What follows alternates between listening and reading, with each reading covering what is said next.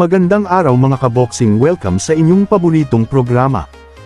Mainit na balitang boxing, dito, walang lusot ang lahat ng pinakabago, pinakamainit, at pinakakontrobersyal na kaganapan sa mundo ng boxing. Unahin natin ang pinakamalaking balita mula Japan. Si Naoya Monster Inoue, ang undisputed pound-for-pound champion, ay muling pinatunayan ang kanyang galing matapos niyang mapanatili ang kanyang mga titulo sa pamamagitan ng 12-round unanimous decision laban kay Murodjan Akhmadaliev ng Uzbekistan. At kung pera ang pag-uusapan, napakalaki ng kanyang nakuha na may guaranteed purse na tumataginting na $15 million o katumbas ng 840 na milyong piso ang napunta kay Inoue. At ang kanyang kalaban na si Akhmadaliev ay nakakuha ng $5 million o 280 na milyong piso, pero dahil sa pay-per-view shares, tataas pa ito ng higit sa $19 million o mahigit 1.06 na bilyong piso. Isa ito sa pinakamalaking kinita ni Inoue sa kanyang karera, patunay na siya pa rin ang hari sa entablado ng World Boxing. Ngayon ay pupunta naman tayo sa isang makasaysayang laban ng kapwa Pinoy na si Christian Balunan mula Cebu na nakatakdang makipagduelo para sa kasaysayan ngayong ika-26 ng Oktubre.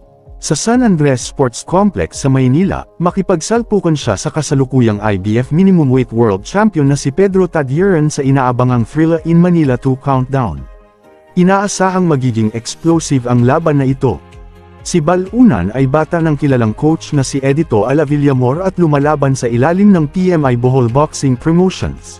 Ang alaga niya ay may lamang na 2 pulgada sa tangkad, pero huwag kalimutan, malaki pa rin ang bentahe sa karanasan ni Tadieran.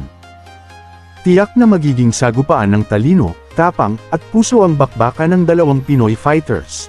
Samantala, hindi pa rin nawawala ang maanghang na pahayag mula kay John Riel Cuadro Alas Casimero. Hindi siya nag-atubiling tawaging mahina at walang gana ang naging performance ni Inoue laban kay Akhmadaliev. Ayon pa kay Casimero, hindi na raw siya manunood ng mga susunod na laban ni Inoue dahil para sa kanya, wala na itong thrill para sa mga tunay na boxing fans. Agad na naging usap-usapan online ang kanyang mga komento. Ang ilan, sumang-ayon at sinabing predictable na ang estilo ni Naoya.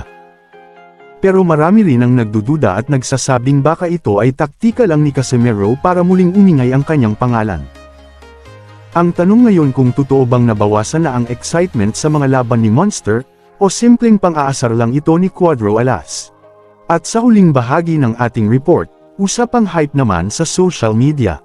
Isang sikat na content creator ang nagsabing nalampasan na raw ni Carl James Wonderboy Martin ang kasikatan nina Mark Magsayo at John Riel Casimero. Pero kung tutusin, may hawak ng mga world title at milyon-milyong fans sina Magsayo at Casimero. Samantalang si Martin, mabilis nga ang kanyang pag-angat pero hindi pa siya umaabot sa parehong antas. Oo, malakas ang hype at marami ang sumusuporta sa Wonderboy, pero ibang usapan kapag titulo at international recognition na ang pinag-uusapan. Para sa marami, ang pagsasabing nalagpasan na niya ang mga naunang kampyon ay tila isang malaking ilusyon kaysa sa katotohanan. At iyan ang kabuuan ng ating ulat ngayong araw, mula sa milyones na panalo ni Inoue at sa makasaysayang laban nina Balunan at Tadieran. Sa maiinit na patutsyada ni Casimero, hanggang sa hype na bumabalot kay Wonderboy Martin. Dito sa boxing, laging may aksyon, laging may drama, at laging may bagong istorya.